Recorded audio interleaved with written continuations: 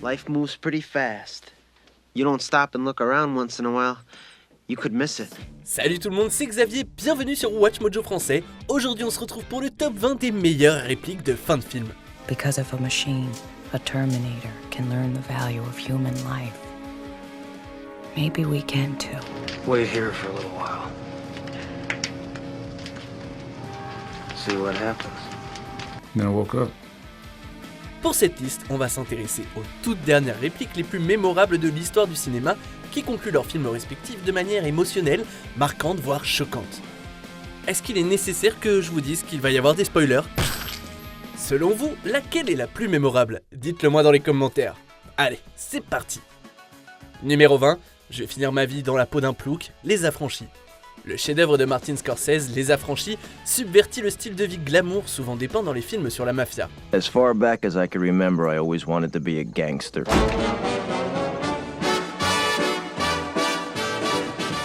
Alors qu'au début, Henry Hill apprécie les plaisirs de la vie dans la mafia, il apprend rapidement qu'il s'agit d'un commerce sournois et sinistre, rempli de violence et de coups bas. Il finit par commettre la trahison ultime en devenant informateur et en mettant Paulie et Jimmy derrière les barreaux. Il est ensuite placé dans le programme de protection des témoins où il est contraint de vivre une vie de personne ordinaire. Cette phrase finale résume parfaitement le thème principal de l'histoire, à savoir la déception liée au mode de vie et met efficacement un terme au côté glamour de l'histoire. Le jour où je suis arrivé ici, j'ai commandé des fettuccine et sauce marinara, j'ai eu des nouilles au ketchup. Je suis un quelconque minable. Je vais finir ma vie dans la peau d'un plouc. Numéro 19, je suis toujours là, E.T. l'extraterrestre. Peu de réalisateurs peuvent capturer la magie innocente de l'enfance comme Steven Spielberg.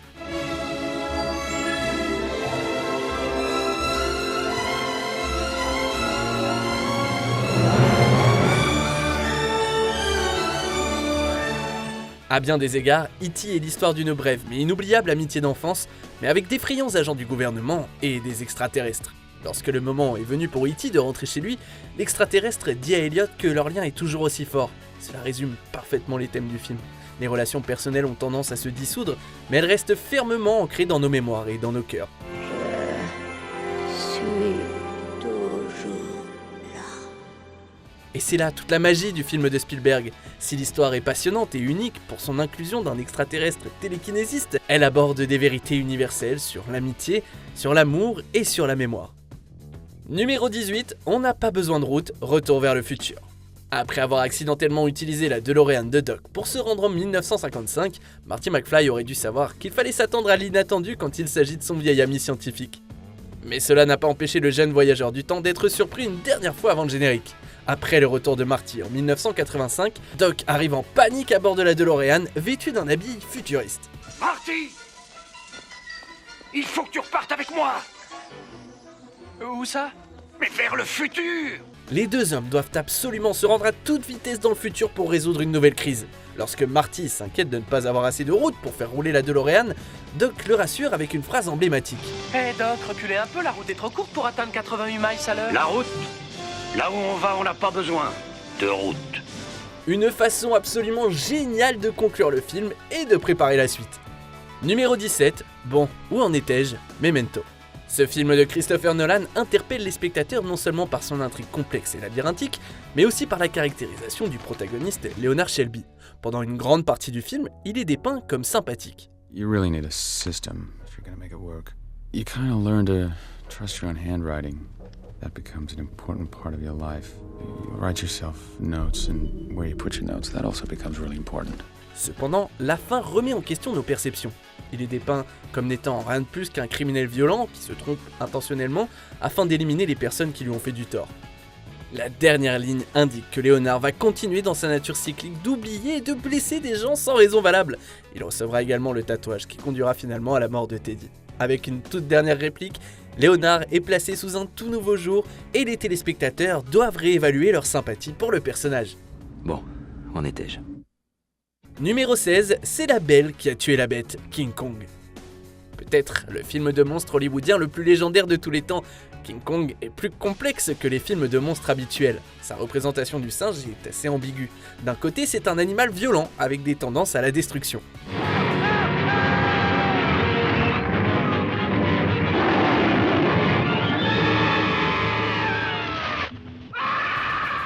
mais il aime aussi Anne Darrow et panique dès qu'on le sort de son habitat naturel.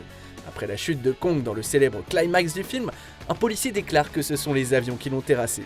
Cependant, Carl Denham est plus poétique et suggère que c'est l'amour de Kong pour Anne qui l'a conduit à sa perte. Ainsi s'achève le film d'action, laissant les spectateurs avec des sentiments uniques de sympathie et de pitié pour son monstre titulaire. Eh bien, Denham, les avions sont eu.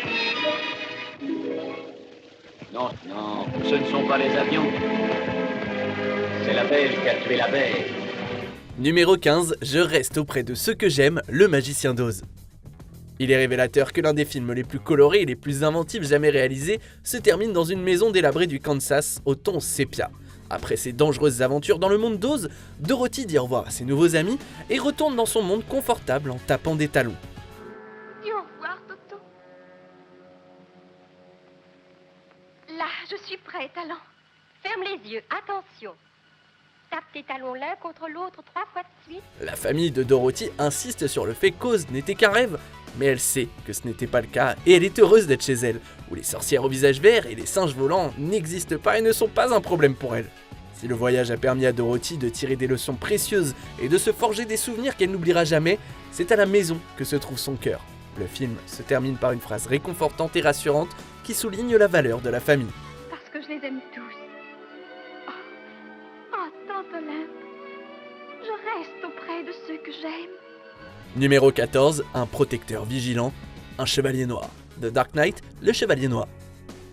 Il s'agit d'un récit détaillant la bataille pour l'âme de Gotham, dans l'un des plus grands films de super-héros des temps modernes. Alors bien sûr, vous aurez droit à une fin épique. Après s'être lancé dans une série de crimes, Harvey Dent meurt lors de l'affrontement final. The Joker took the best of her Centauran now.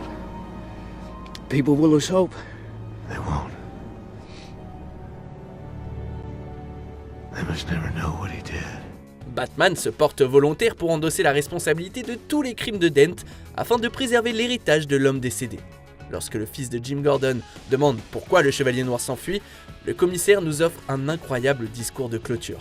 L'interprétation parfaite de Gary Oldman souligne ce que Batman a sacrifié pour Gotham. C'est un ange gardien silencieux, un protecteur vigilant.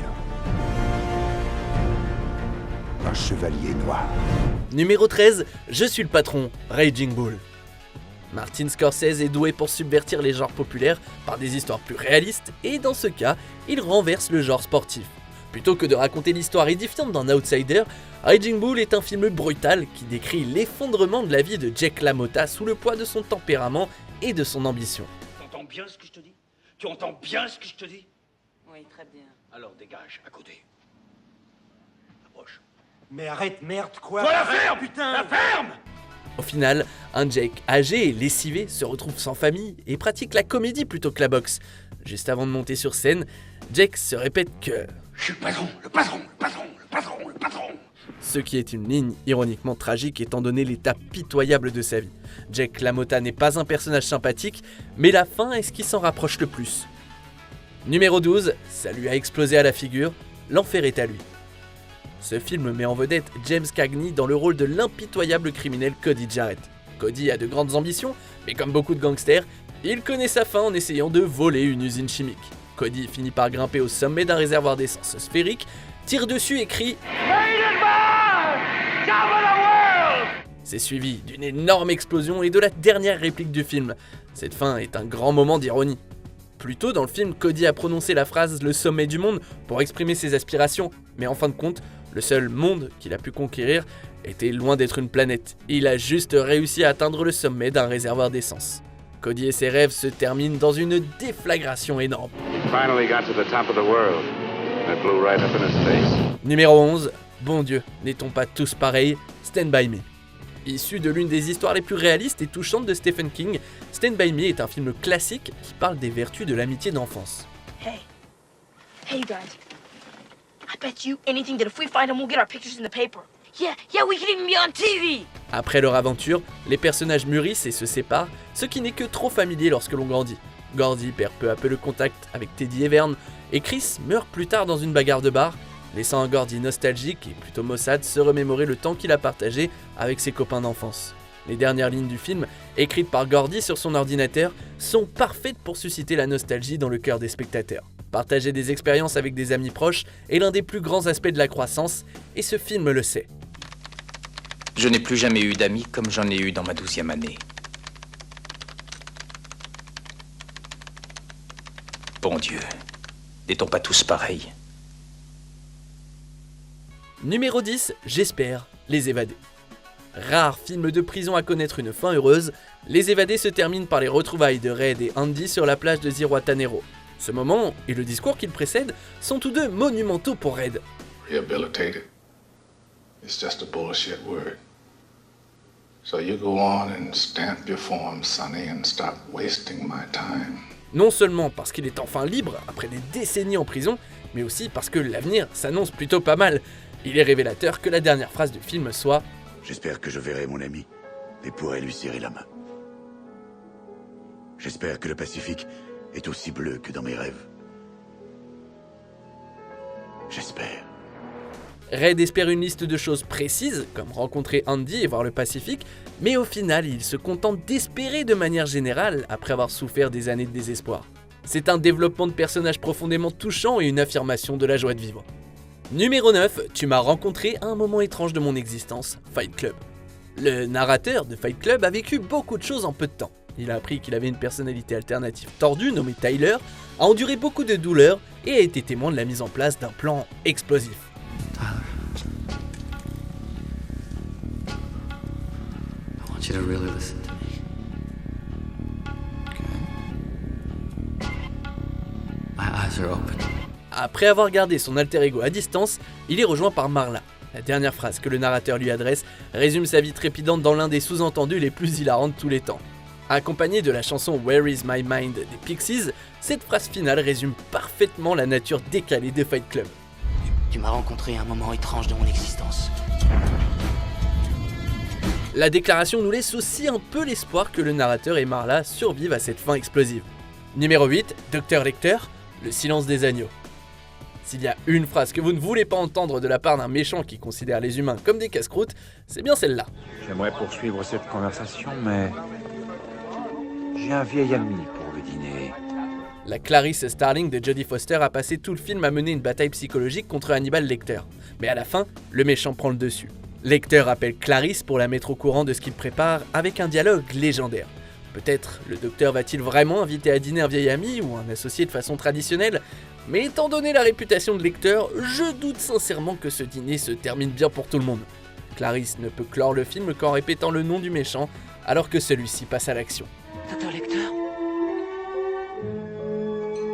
Docteur Lecter.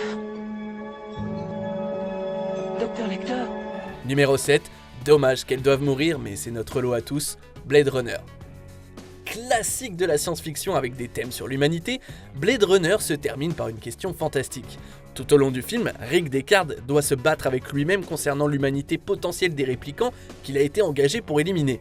Le film oblige le spectateur à se poser les mêmes questions et le met au défi de sympathiser avec les robots. Dans l'oubli. Comme les larmes dans la pluie. L'un des principaux thèmes du film est la fin de la vie et l'énigme de la mort. Qu'il s'agisse de robots ou d'humains, tout finit par mourir, qu'ils aient été traqués et tués, ou qu'ils aient péri de causes naturelles. L'officier Gaff, qui connaissait le parcours de Deckard, conclut le film avec des mots durs, poétiques et véridiques. Dommage qu'elles doivent mourir. Mais c'est notre lot à tous. Numéro 6, Dégagez la rue, Chinatown. Introduire le titre de son film dans un dialogue ne semble pas toujours très naturel. Pourtant, le classique Chinatown y parvient facilement. Au cours du film, le détective privé Jake est vraiment passé à la moulinette. Les événements sauvages du film culminent dans une scène finale qui donne à réfléchir et suscite l'émotion. Bien qu'il semble que Jake veuille affronter le chaos une dernière fois, on lui dit « Laisse tomber, Jack, c'est Chinatown ». Cette phrase est devenue une façon iconique de signaler la fin de son voyage doux amer. Le film se termine ensuite par un appel aux témoins et au public à laisser cette triste histoire derrière eux. Allez, allez, allez, dégagez, dégagez. En arrière. En arrière. Dégagez la rue.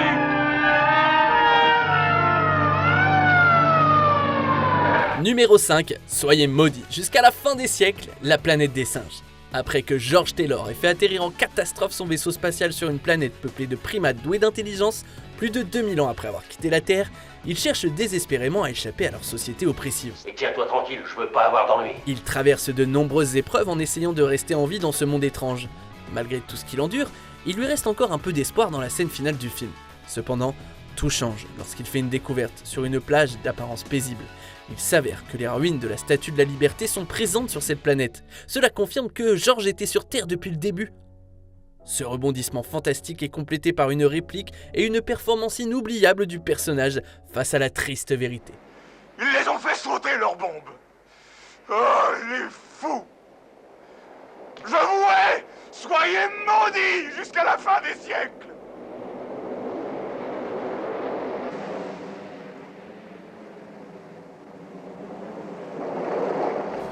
Numéro 4, une nouvelle vie commence pour nous, Casablanca. À ton bonheur, ma chérie.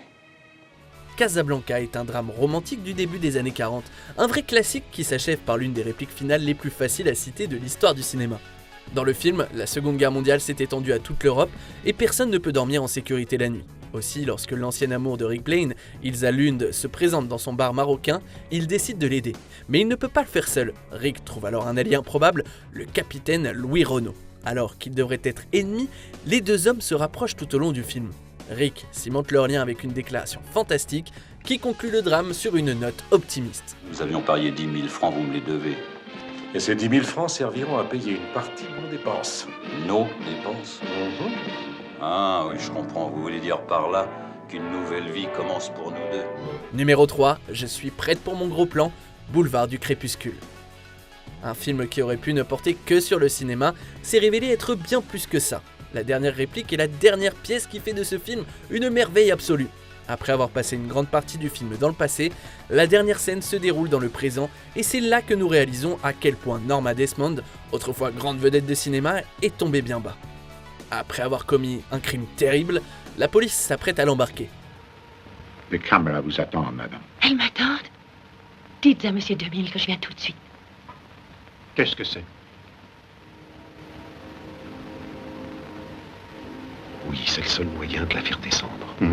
Comme elle croit que les caméras de télévision font partie d'un nouveau film dans lequel elle est sur le point de jouer, elle donne alors une dernière grande performance. Nous ne voyons pas si elle revient à la réalité, mais nous entendons comment sa dernière performance se termine.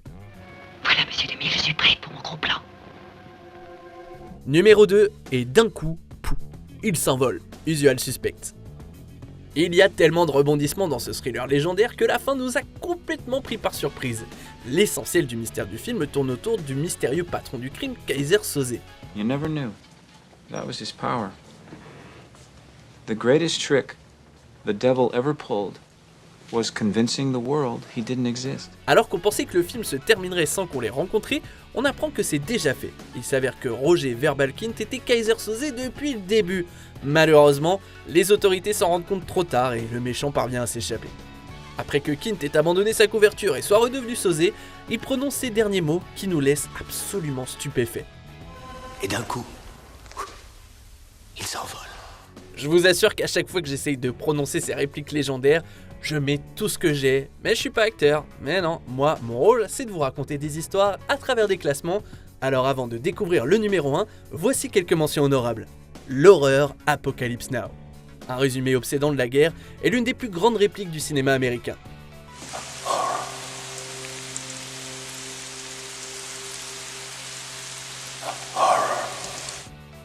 C'est un monde étrange, n'est-ce pas?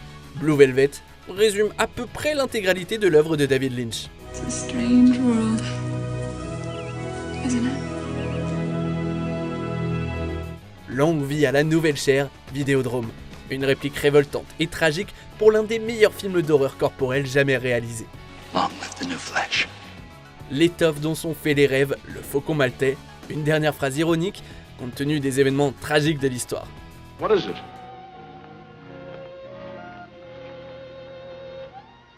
The stuff that dreams are made of. Bonne route, partenaire. Toy Story 3. Peut-être la ligne la plus déchirante jamais prononcée dans un film d'animation. So long, partner.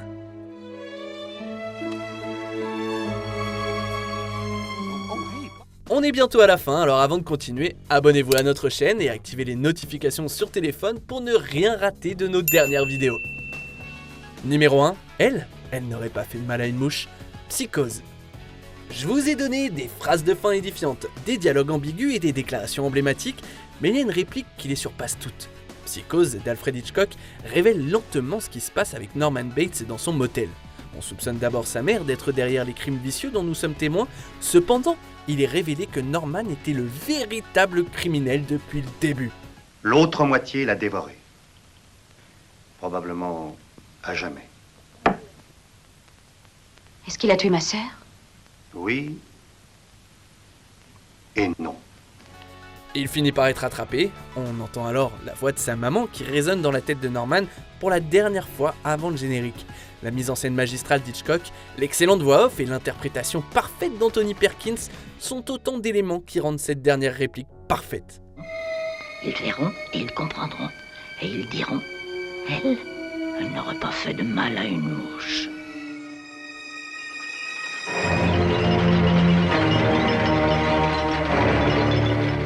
Eh bah, sacrée liste hein.